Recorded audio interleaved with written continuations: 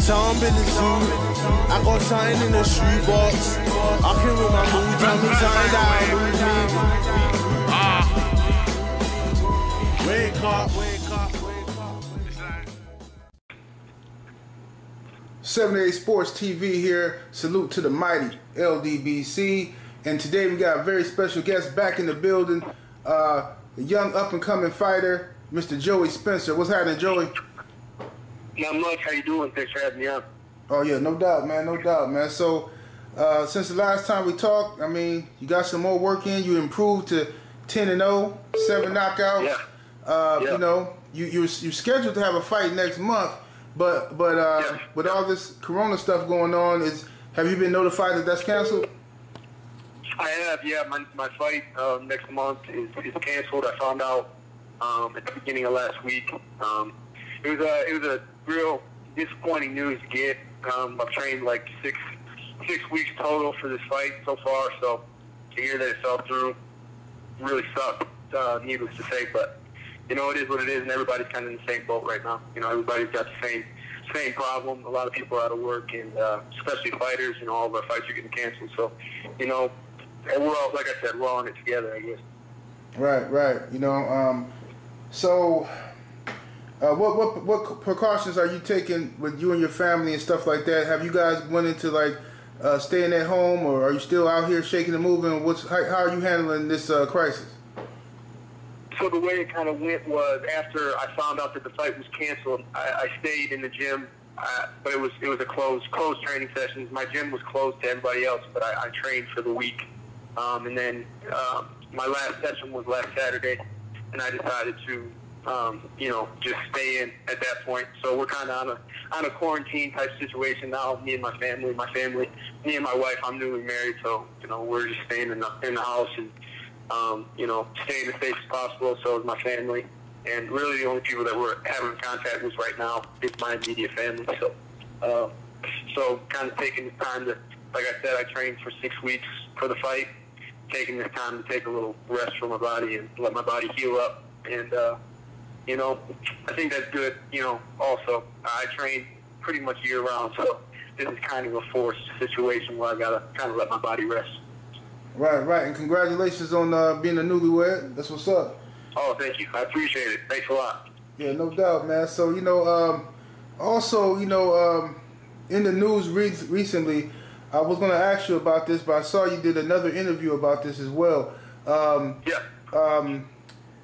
What was your take on you know, it's a lot of controversy right now surrounding the Tyson Fury versus Deontay Wilder second fight with Tyson Fury's gloves and the video footage that's been released. What's your take on that? Do you think there is substance behind, you know, the suspicion of Tyson Fury's gloves? Yeah, so like you said, I did do another interview on this and, you know, spoke on it.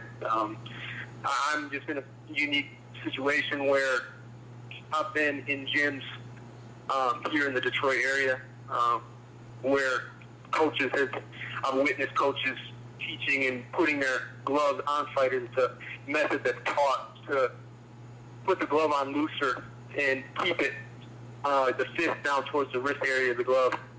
So that you're actually hitting with the bare knuckle, or not the bare knuckle, but more in the wrist area where the padding isn't. Right. I just know from personal experience that that's a taught method. It's an old school method. I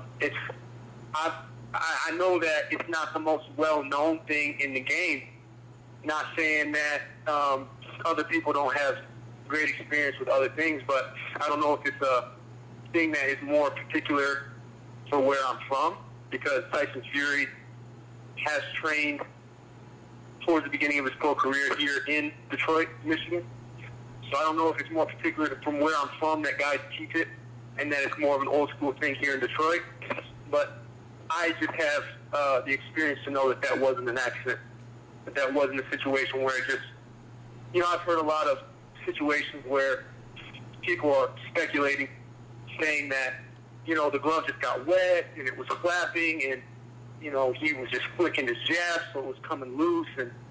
But I know well enough to know that that was very purposeful.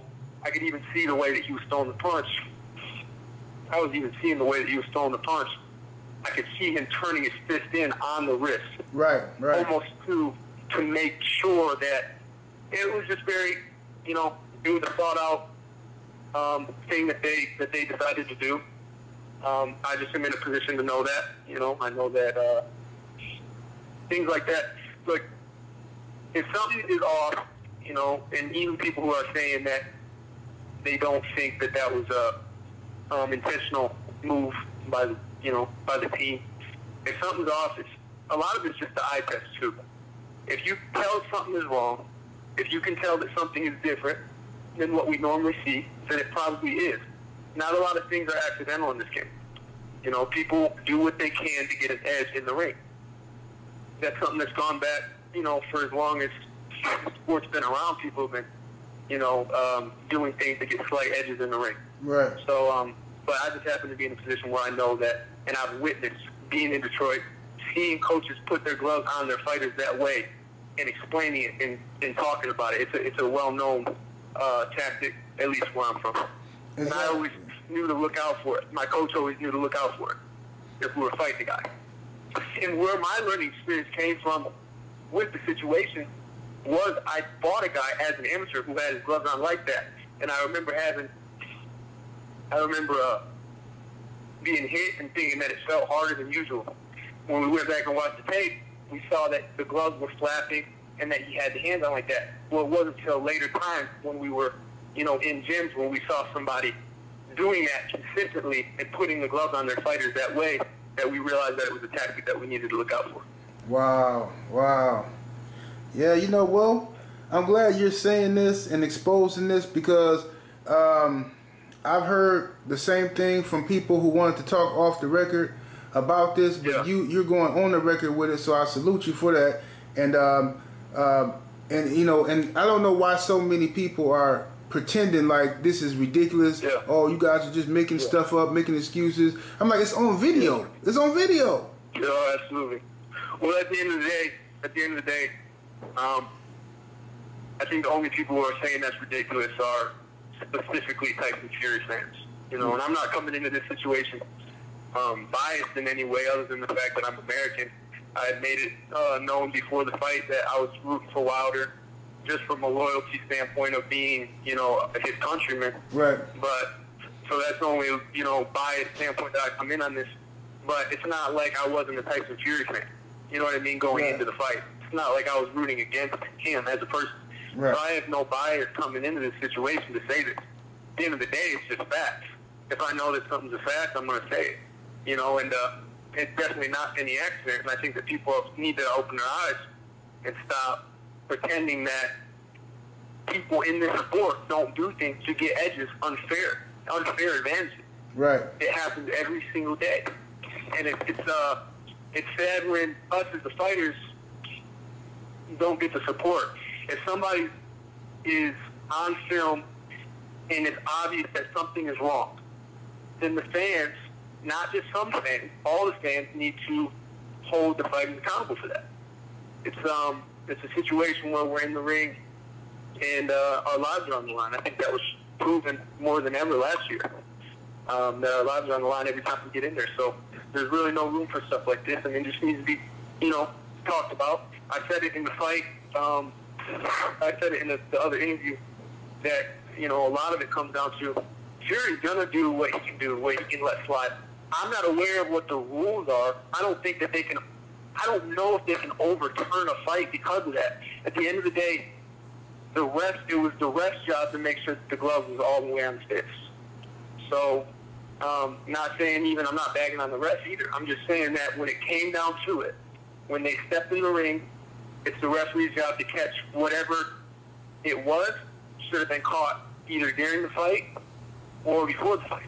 Right. And made sure that those gloves were on tight, and that they were on right.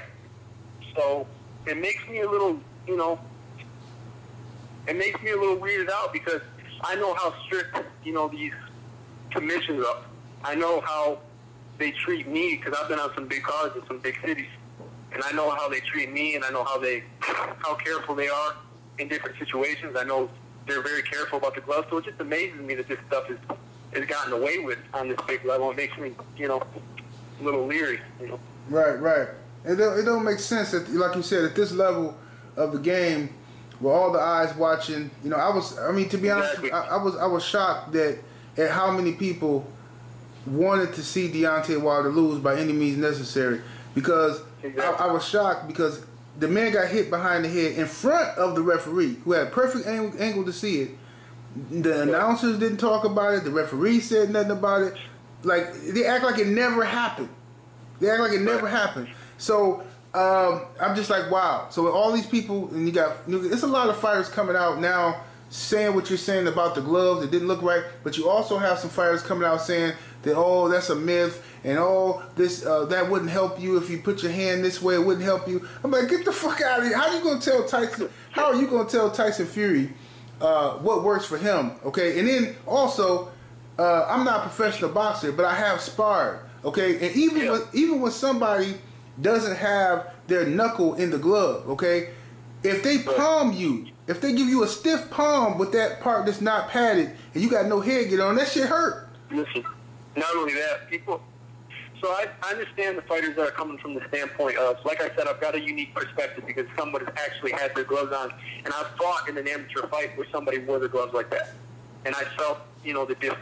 I understood the tactic, and I saw coaches teaching that to their fighters and putting the gloves on in that way to their fighters. I saw that, so that's with my own experience, my own eyes, and I'm not saying that every other. I grew up where I grew up. You know what I mean? I grew up fighting in Michigan, and I saw that.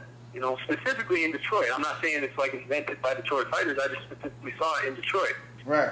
So I don't know. There can be a lot of pro fighters that have never dealt with this or experienced that situation before.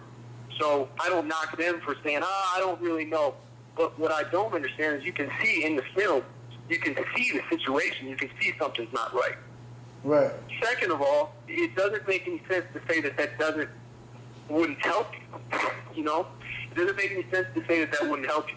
Like you said, if someone even slaps with that part of the glove, that wrist area is not a fun part to get hit with. Right. Even if it's a slap, like you said, if you get cuffed in the ear with that part, that sucks. You know what I mean? Right. First of all, you saw how Wilder's face looked. Right. You saw how Wilder's face looked. That part of the glove is also a very unforgiving part of the glove. Let alone the fact that your fist is going right through it. Let alone the fact that usually the way that fighters get their hand wrapped, sometimes, and not, I wouldn't say usually, but some forms of the way that cutmen wrap hands, when you get done, it literally feels like a cast. Because Right. It's meant to protect your fist. But that cast is meant to be protected by padding at the top of the glove. So if you're punching through the wrist with that part of the glove, with that cast on, that's a recipe for disaster. Absolutely. I just saw, Wilder's ear bleeding, and it just was like, man, this is just a hellacious beating. Like Right. his face was torn up. Then when I saw that after, I was like, of course, you know what I mean? And I'm not saying, I just want to make it clear that I think a lot of what happened, some of it I think is the shot behind the ear that Wilder may have never recovered from, which we'll never know until they fight again. Right. Because if that shot doesn't happen, then we can see how the fight unfolds. Right. These questions are going to be answered in the third fight. Because with all this awareness going on about the glove controversy, the ref is going to be in a forced position to make sure that glove is on right. And he's going to be paying attention to it throughout the fight. So it's going to even it out in that way. It's also going to be in a situation where we're going to get to see the fight unfold where Wilder doesn't get hit with that specific shot behind the ear, because that was a very specific shot that probably won't be duplicated in the second fight. It kind of happened in, it was a very awkward shot that doesn't happen in every fight. Right. So we're going to get to see the fight unfold without that shot happening. But I think a lot of the fight had to do with Tyson Fury winning the fight. I don't think, if I'm being honest, I don't think the only reason he won the fight was because his glove was on that way. Right. I think that it was a mixture of a few different things, including a great performance by Fury. I mean, he did something that we didn't expect him to do by coming forward the way that he did. No one expected that. Right. So Wilder couldn't have expected that either. That probably surprised him. We're going to get to see in the third fight Wilder adjust to that. So Fury did put on a good performance. I'm not going to say that the only reason he won was because his gloves were on that way. But to say that it wouldn't play a part. It's just foolish. Of course, if you get hit with a cast through the wrist part of the glove repeatedly, it's going to have some kind of play in fight. But I also think Fury had a great performance. So don't get me wrong in that. Right. Okay. So, all right. So what do you got? What do you got next, man? With all this stuff going on with the coronavirus, and they got you. Are you just on standby, waiting until they call you and tell you the fight's back on? Yeah. So as for right now, all the May events got canceled for PBC. So I'm probably not looking to go up probably till maybe August. I'm guessing. That's my guess. Sometime end of summer. So, I'm taking a short period of time off while we're on this quarantine, and I'm going to get right back in the gym. I know they've got a lot of fights to make up because a lot of people are getting their fights canceled right now. All the way through May, the fights are canceled. So they've got a lot of people to make up fights for. So right. I don't know where we'll all fit into that and what the order of things will happen. So really we're just waiting on the call, and I'll be ready when it comes. I stay in shape and I stay in the gym. So I'm looking forward to having a little bit of rest, getting right back in the gym.